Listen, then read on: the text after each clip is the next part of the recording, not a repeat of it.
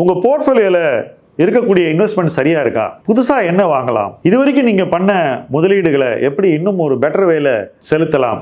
அடுத்தது என்ன செய்யலாம்? இப்போ இருக்கிற இன்வெஸ்ட்மெண்ட்டை எப்படி அடுத்த கட்டத்துக்கு கொண்டு போகலாம்?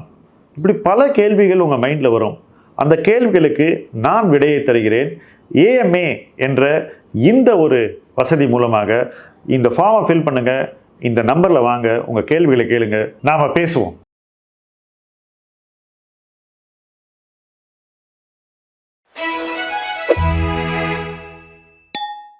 ஃப்ரெண்ட்ஸ், இன்னைக்கு நாம பேச போகிறது ஒரு சுவாரஸ்யமான தலைப்பு. 1 கோடி போர்ட்ஃபோலியோ உருவாக்குவது எப்படி? ஒவ்வொரு இன்வெஸ்டரும் ஸ்டார்ட் பண்ணும்போது ஒரு பெரிய கோல் இருக்கணும். நம்ம கிட்ட இருக்கிற சேவிங்ஸ் ஆயிரக்கணக்கில் இருக்கலாம். ஆனாலும் அந்த பெரிய கோலை வச்சுக்கிறதுல நியாயம் இருக்குன்னு தான் நான் நினைக்கிறேன். நான் ஒரு இன்வெஸ்டரா ஸ்டார்ட் பண்ண அன்னைக்கு நிச்சயமாக நான் என்னுடைய ஃபர்ஸ்ட் கோல் 1 crore எப்படி போறது அப்படிங்கிறது தான். அன்னைக்கு 1 கோடிங்கிறது மிக மிக பெரிய ஒரு தொகை. எவ்வளவு பெரிய தொகைனா, இந்த 1 கோடியை நினைக்கும் போது நான் அந்த காலத்துல என்ன நினைச்சேன்னா, 1 கோடி இருந்தா நம்ம அதை வச்சுட்டு வாழ்ந்துடலாம் அப்படின்னு நினைச்சேன். பட் போதான் உங்களுக்கு தெரிய வரும் அந்த பணம் பத்தவே பத்தாது அப்படின்னு. 1 கோடி என்ற இலக்கு இன்னைக்கும் ஒரு பெரிய இலக்கு தான். ஏன்னா நம்ம 1000த்துல சேமிச்சு தான் 1 கோடிக்கு போக போறோம். அதை நம்ம தெளிவா உணரணும். ஸோ 1000த்துல சேமிச்சு 1000 சேர்த்து அதை முதலீடு செய்து அதை வளர்த்து எப்படி 1 கோடி ஆக்குவது, இதுதான் நமக்கு இருக்கக்கூடிய சேலஞ்ச். அதுதான் வாய்ப்பும் கூட. இந்த வாய்ப்பு எல்லாருக்குமே இருக்கு. இந்த வாய்ப்பை பயன்படுத்தி கொள்ள நாம என்ன செய்யணும்? ஃபர்ஸ்ட், பணத்தை எத்தனை வருஷத்துல 2 மடங்கு ஆக்கணும்னு ஒரு இலக்கு வச்சுக்கணும். அதுதான் ஃபர்ஸ்ட். என்ன பொறுத்த வரைக்கும் நிறைய பேர் மார்க்கெட்டுக்கு வரும்போது என்ன சொல்லுவாங்கன்னா, நான் வந்த முதல் வருஷத்துல எனக்கு பணம் ஈஸியா டபுள் ஆயிடுச்சு, எனக்கு இதுல திறமை இருக்கு, அதனால என்னால இதை செய்ய முடியும் அப்படின்னு தன்னுடைய தன்னம்பிக்கைய ஒரு பாதையில செலுத்துவாங்க. இது தவறான பாதை. ஏன்னா எவ்வளவு தன்னம்பிக்கை இருந்தாலும் சந்தையில் சோதனை காலங்கள் வரும்போது பணமே சம்பாதிக்க முடியாது, சுத்தமா சம்பாதிக்க முடியாது. வெறும் டிவிடெண்ட் தான் நிற்கும். அப்படி ஒரு 3-4 ஆண்டுகள் தொடர்ந்து வரும். என்னுடைய முதலீட்டு அனுபவத்துல இது பலமுறை வந்திருக்கிறது. வரும்போது 3-4 வருஷத்துக்கு நம்ம பணம் வளராது. அப்போ பணத்தை டபுள் பண்ண வேண்டிய காலகட்டத்தை நம்ம சும்மா இருந்து வேடிக்கை பார்க்கக்கூடிய ஒரு காலகட்டமாக கடப்போம். ஆனால் அதுலயும் ஒரு குட் நியூஸ் இருக்குங்க. அது என்னன்னா, இந்த காலகட்டத்தை கடந்த உடனே, இந்த 3-4 ஆண்டுகள் முடிந்த உடனே 2-3 வருஷத்துல பணம் சில சமயம் 2 மடங்காகும், 4 மடங்கு கூட ஆகும். உதாரணத்துக்கு 4 வருஷம் மார்க்கெட் எங்கேயுமே போகாதுன்னு வச்சுப்போம், அல்லது 3 வருஷம் எங்கேயுமே போகாதுன்னு வச்சுப்போம். 3 வருஷம் எங்கேயுமே போகாத மார்க்கெட் 4வது வருஷம் ஒரு டீசன்ட் ரிட்டர்ன் கொடுக்கும். 5வது வருஷத்துல டபுள் பண்ணும், 6வது வருஷத்துல மறுபடியும் டபுள் பண்ணும். இந்த மாதிரி ஒரு சூழ்நிலை இருந்திருக்கிறது. இன்னும் கஷ்டமான மார்க்கெட் சைக்கிள்ல 4 வருஷம் ஒன்னும் ஆகாத மார்க்கெட் 5வது வருஷத்துல கொஞ்சம் ரிட்டர்ன் கொடுக்கும், 6வது வருஷத்துல அதை விட அதிகமான ரிட்டர்ன் கொடுக்கும், 7வது வருஷத்துல டபுள் கொடுக்கும், 8வது வருஷத்துல மறுபடியும் ஒரு டபுள் கொடுக்கும். ஸோ 4 மடங்கு 8 வருஷத்துல கிடைக்கும். ஸோ எத்தனை வருஷத்துல டபுள் பண்றது அப்படின்னு நம்ம செட் பண்ணக்கூடிய இலக்குகள் நியாயமானதா இருக்கணும். அடாவடியா இலக்கு செட் பண்ணா என்ன பண்ணுவோம்? நம்முடைய முதலீட்டு நடவடிக்கைகளும் அடாவடியாக அமையும். அவசர போக்கு நம்ம வாழ்க்கையை வழிநடத்தும்.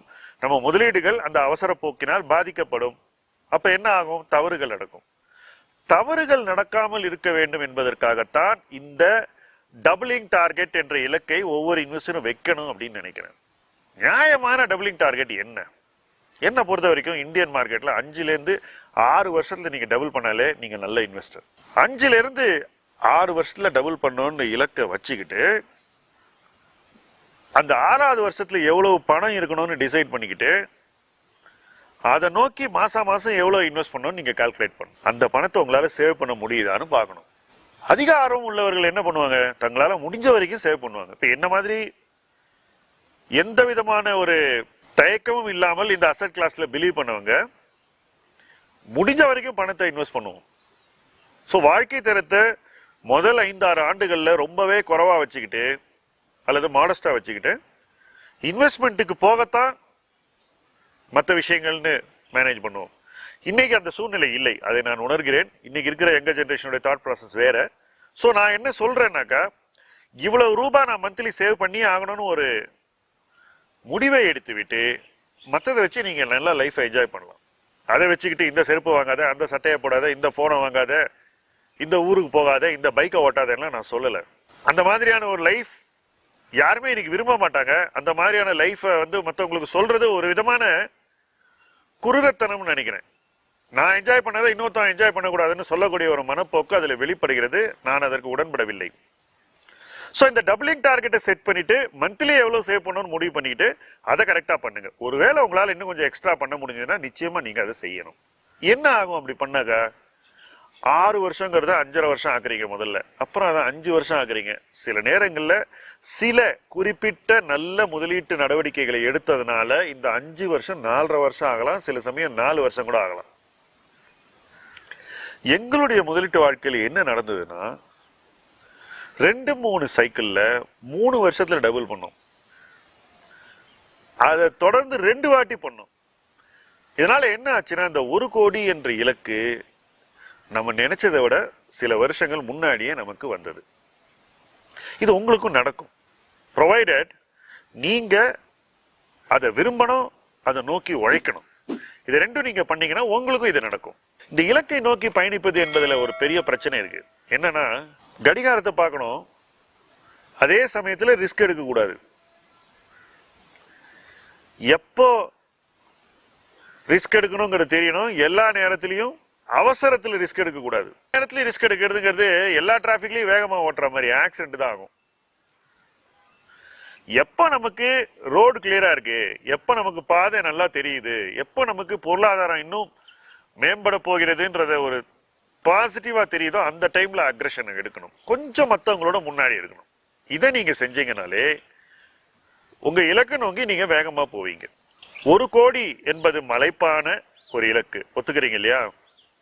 அதனாலதான் நான் என்ன பண்ணேன்னா, மைல்ஸ்டோன்ஸ் டு வெல்த்ல இதை உடைச்சி சின்ன சின்ன இலக்குகளாக வைத்தோம். ஃபர்ஸ்ட் மைல்ஸ்டோன் அப்படின்னு ஒண்ணு கொடுத்தோம். 2வது மைல்ஸ்டோன் 5 லட்சம் வாங்கன்னு சொன்னோம். 3வது 10 லட்சம், 4வது 25 லட்சம், 5வது 50 லட்சம். இந்த 5 மைல்ஸ்டோனே நீங்க கரெக்டா ரீச் பண்ணீங்கன்னாக்கா உங்களுக்கு 1 கோடி தெரியும். By the time you reach 50, you can see 100. ஆனா 2 லட்சத்திலையும் 2.5 லட்சத்திலையும் இருக்கும்போது உங்களுக்கு 100 தெரியாது. அதனாலதான் நீங்க 100 lakhs பார்க்காதீங்க, 5 லட்சத்தை பாருங்கன்னு அந்த ஃபர்ஸ்ட் மைல்ஸ்டோன்ல நம்ம சொல்றோம். என்னடா இது நமக்கு சின்ன கோல் கொடுக்குறாங்களே அப்படின்னு நிறைய பேருக்கு ஒரு அன்சேலஞ்சு ஃபீலிங் இருக்கு. இது ஒரு தவறான அசஸ்மெண்ட். சேலஞ்சுங்கிறது படிப்படியா வளரணும். எடுத்த உடனே ஹெவி சேலஞ்ச் வச்சுக்கிட்டா அந்த சேலஞ்சே நம்மள அமுக்கிடும்.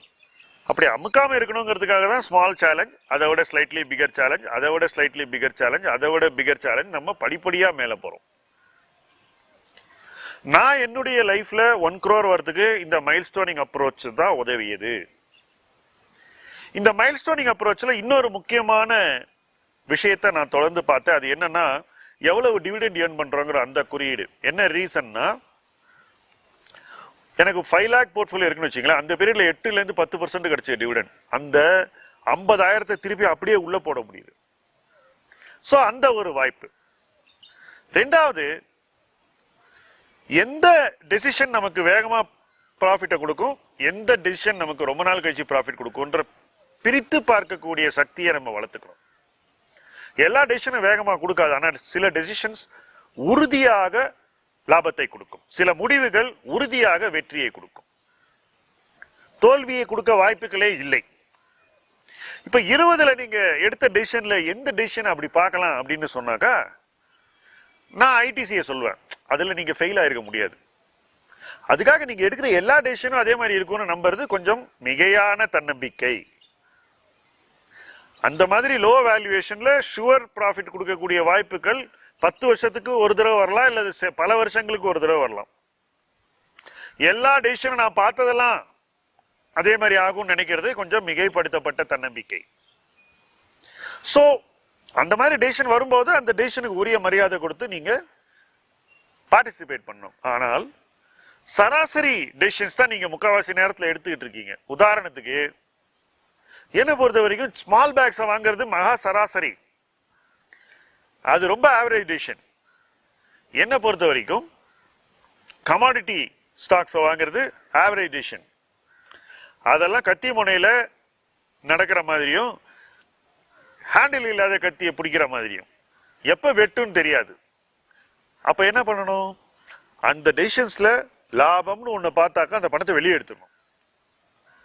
அதை எடுத்துட்டு வச்சுக்கிட்டு எந்த விதமான தலையீடு இல்லாம வளரக்கூடிய கம்பெனிஸ் எப்ப சீப்பா வருதோ அப்ப வாங்கணும். சார்டின்றது மீன்ல ஒரு வகை. அமெரிக்கால ட்ரேடிங் சார்டின்ற சொல்லாடலை கையில் வைத்துக் கொள்ள கூடாத, அதாவது ரொம்ப நாளைக்கு வச்சுக்க கூடாத பங்குகளுக்கு யூஸ் பண்ணுவாங்க. என்ன பொறுத்த வரைக்கும் நீங்க மார்க்கெட்ல மக்களுக்கு இருக்கக்கூடிய ஐடியாஸ் 90% ட்ரேடிங் சார்டைன்ஸ் தான். ஆனால் உங்களுக்கு அது எப்படி சொல்லப்படுகிறது என்றால் இது மிக சிறந்த நிறுவனம், ஏன்னா உங்களை வாங்க வைக்கணுங்கிறதுக்காக ஒரு மிகைப்படுத்த பார்வை உருவாக்கப்பட்டு அந்த பார்வை உங்களை கன்வின்ஸ் பண்ணுது. உங்களை கன்வின்ஸ் பண்ணணுங்கிறதுக்காக தான் அந்த மிகைப்படுத்தப்பட்ட பார்வை.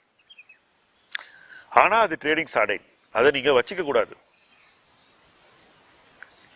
ஏதோ ஒரு பாயிண்ட்ல அதை நீங்க விற்கணும். கமாடிட்டி கம்பெனியை வச்சுக்கிட்டு எனக்கு நிறைய டிவிடெண்ட் வந்தது அப்படின்னு சொன்னாக்கா சைக்கிள்ஸ்ல அவங்க ஒழுங்கா மெஷர் பண்ணலன்னு அர்த்தம். அந்த ஆர்குமெண்ட்டை நீங்க சொல்றீங்கன்னாக்கா போடுங்க 10 வருஷத்துக்கு இவ்வளவு டிவிடெண்ட் வந்தது, இதான் என்னோட கேபிட்டல் அப்ரிசியேஷன், இவ்வளவு டிவிடெண்ட் வந்தது, என்னுடைய மொத்த ரிட்டர்ன் இது, நீ எக்ஸ்ஐஆர்ஆர் போட்டு டேபிள போடுங்க, நான் ஒத்துக்கிறேன். டேபிள் போட மாட்டாங்க, வாய்ச்சவடால் தான் வரும். ஏன்னா அந்த கணக்கு போட்டா அது நமக்கு ஒரு தவறான ஒரு டைரக்ஷனை நம்மளை கொண்டு போகும், நமக்கு கன்விக்ஷனை கொடுக்காது. சோ இந்த ட்ரேடிங் சார்டைன்ஸை வச்சுக்கிட்டு கோடீஸ்வரன் ஆக முடியும்னாக்கா வச்சுக்கிட்டு இருக்கிறனாலே அது உங்களுக்கு கோடீஸ்வரன் ஆகாது. ஆனா அதை வித்து வெளியேறினீங்கனாக்கா அந்த சாமர்த்தியமும் துணிவும் உங்களுக்கு இருந்தாக்கா நிச்சயமாக உங்களால அந்த பணத்தை எடுத்து மறுபடியும் ஒரு பெட்டர் பிளேஸ்ல போட முடிஞ்சாக்கா நீங்க 1 crore ரீச் பண்ண முடியும். அதுக்கு அது உதவும். இதை இன்ஸ்டிடியூஷனலா பண்ண முடியுமா? அதாவது நானே இப்படி பண்ணு அப்படி பண்ணுன்னு சொல்லி டெய்லி வீடியோ போட்டு உங்களை பண்ண முடியுமா? நிச்சயமா பண்ண முடியாது. ஏன்னா இதுல நிறைய பிஹேவியரல் ஆங்கிள் இருக்கு.